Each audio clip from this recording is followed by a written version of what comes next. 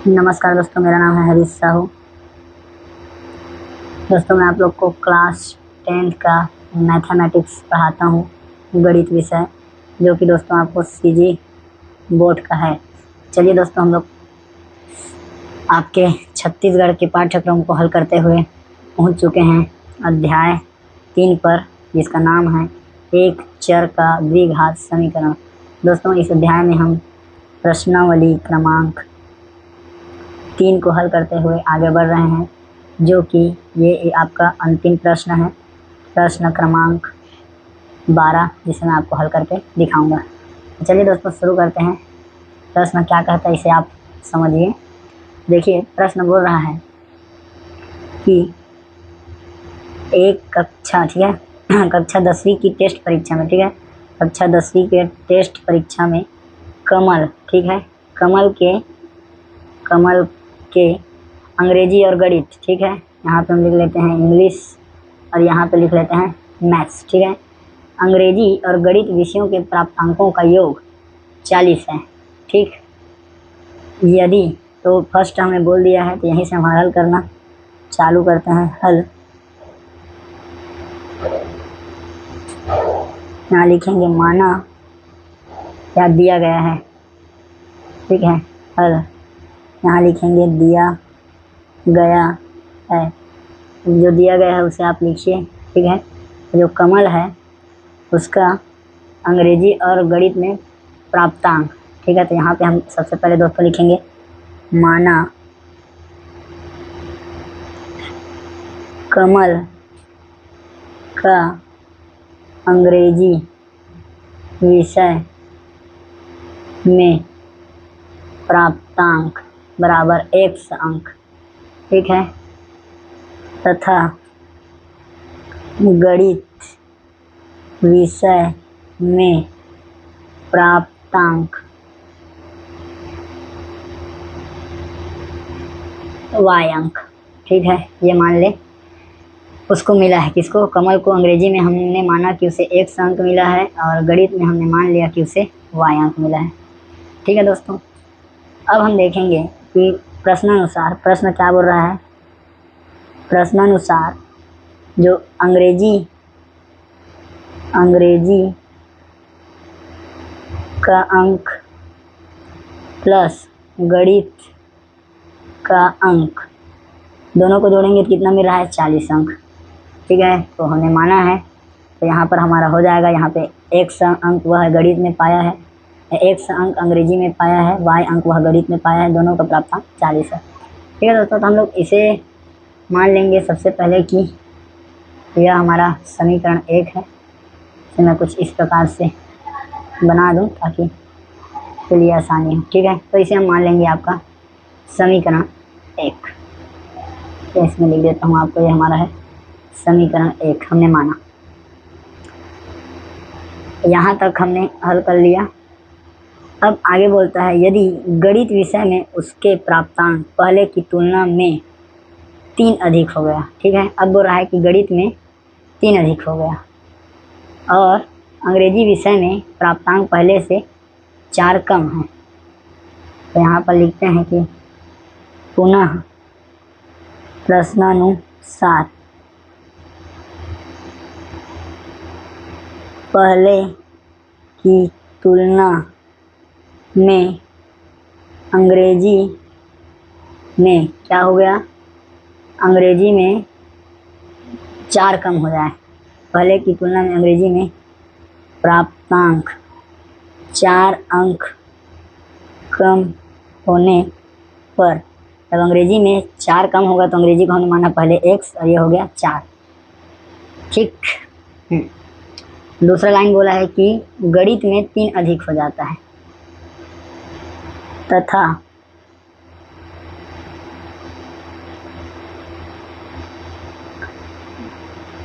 पहले से 3 अंक अधिक गणित में प्राप्तांक 3 अंक जब अधिक होगा तो ये y प्लस 3 हो जाएगा, ठीक है दोस्तों। अब आगे हम लिखेंगे उसके बाद बोलता है कि उसके दोनों विषयों के प्राप्तांकों का गुणनफल 360 हो जाता है। तो यहाँ लिखिए आप प्रश्नानुसार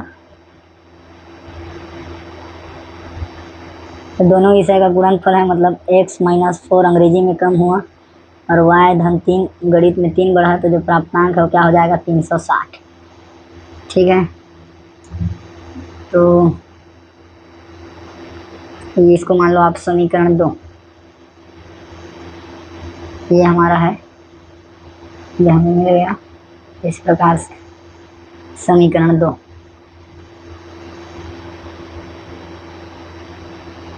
अब देखिए एक हमें मिल गया है समीकरण 1 और ये मिल गया है समीकरण 2। ठीक है, तो इसे आप चाहें तो हल्का सा आगे हल कीजिए। यहाँ से हम x का मान निकाल लेंगे, y को उधर भेज देंगे तो हो जाएगा 40 माइनस वाई।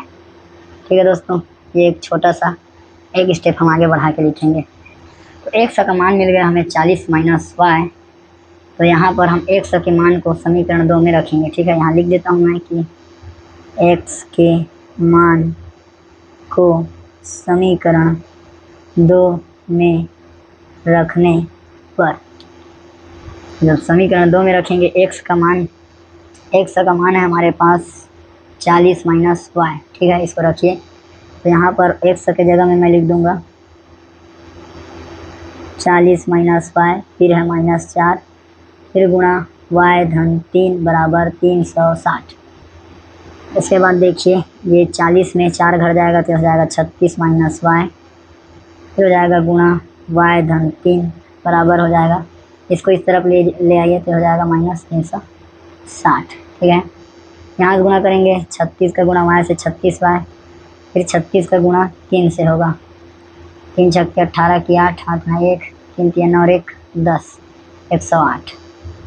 ये हो जाएगा 108। इसके बाद हमारे पास है माइनस, ये हो जाएगा y का गुणा y वर्ग, ये हो जाएगा -3y, -360 बराबर 0। अब देखिए 36y में 3y और घट जाएगा, पहले सजाती पद को पाठ लिख लिए, 3y हो जाएगा, नहीं पहले ये y वर्ग वाला को पहले लिखिए, आएगा -y वर्ग धन 36y ऋण 3y, फिर है आपका ऋण 360 धन 108 बराबर 0। यहाँ पे हो जाएगा ऋण y वर्ग, 36 में 3 घटेगा तो 33y, 360 में हम 108 यदि घटा देंगे तो हमारे पास बच जाएगा 252। ठीक है, तो यहाँ पे ऋण 252। उसके बाद दोस्तों ये हो जाएगा 0। यहाँ दोनों पक्षों में ऋण 1 का गुणा कर देंगे तो ऋण चिन्ह हट जाएगा, दोनों पक्षों में ऋण 1 का गुणा करने पर या ऋण चिन्ह उभयनिष्ठ निकाल कर उसे हम उस तरफ ट्रांसफ़र कर देंगे। ऋण 1 का गुणा करेंगे तो हो जाएगा y वर्ग, ये हो जाएगा ऋण 33y, हो जाएगा 2, ये हो जाएगा धन 252 बराबर 0। अब देखिए 33y को मध्य पद तोड़कर हम हल करेंगे, मध्य पद तोड़कर गुणनखंड विधि से हल। ठीक है, तो ये हो जाएगा अपना y² और इसको हम तोड़ सकते हैं 21y और फिर ये -12y, ये हो जाएगा धन 252y। ठीक है, 21 और 12 का गुणा आप 21 गुणा 12 करेंगे तो आपको 252 मिल जाएगा, और 21 प्लस 12 करेंगे तो आपको 33 मिल जाएगा। ठीक है, यहाँ से y कॉमन निकाल लेंगे, y निकलेगा तो y -21 से ऋण 12 निकलेगा, y -12 बराबर या y -21 बराबर 0। उसके बाद यहाँ से 2 मनाएंगे y -21 और ये हो जाएगा y -12। ठीक है, यहाँ से अब इसे 2 बराबर भागों में बांट करके हल करेंगे। तो यहाँ पर लिखेंगे हम y बराबर 21 लेने पर, और यहाँ बताएंगे y बराबर 12 लेने पर, है ना। या यहाँ पर लिख सकते हैं y हमारा क्या है, y हमारा गणित का अंक है। ठीक है, तो गणित का अंक 21 लेने पर, और यहाँ पे गणित का अंक 12 लेने पर। तो इसको हम लोग यहाँ पर रख देंगे ये वाले कंडीशन में, ठीक है। आप चाहें तो समीकरण 1 के रूप में आप इसे मान सकते हैं, समीकरण 1। और यहाँ बता देंगे कि y के मान को समीकरण 1 में रखने पर तब हमारे x का मान आ जाएगा। यहाँ लिख देते हैं कि y के मान को समीकरण 1 में रखने पर, आगे लिख दो y के मान को समीकरण 1 में रखने पर। समीकरण 1 है हमारा x बराबर 40 माइनस वाई, x बराबर 40 माइनस वाई। यदि y का मान हम लोग यहाँ 21 लेंगे, x बराबर 40 माइनस 21, तो x का जो मान आया हुआ है 19, ठीक है दोस्तों। x का मान यहाँ आ गया है 19। अब उसके बाद यहाँ देखिए तो x का मान हम लोग यहाँ 12 रखेंगे, y का मान 12, तो x का मान हमारे पास आ रहा है 28।